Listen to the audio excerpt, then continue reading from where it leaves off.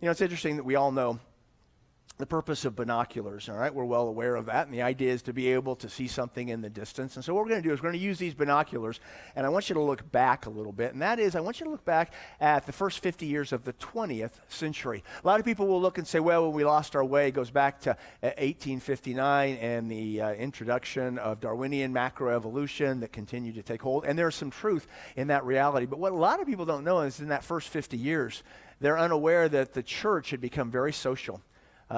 Good people went to church. And so what happened is that they would show up on Sunday, but they weren't living it in their life. The other 6 days, they were just doing whatever they wanted to do. And what happened is a lot of hypocrisy showed up throughout all of the church world. The church became lame and weak.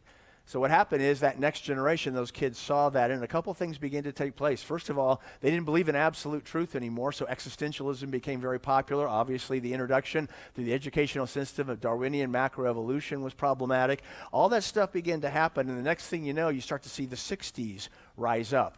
And you're starting to see Berkeley and Woodstock and sexual involvement, experimentation, drug experimentation, all with the idea of finding hope and purpose and meaning to try and figure out a way, and all of it fell flat. All of it failed. Everything went bad. And we look back at that and go, wow, the 60s were horrible. Guys, things are worse now. Given where we are, the things we kind of believe. Think about it this way. We live in a world right now where our leaders are telling us that you can't tell if a boy is a boy or a girl is a girl based on the equipment that God gave them. Guys, that's mental illness.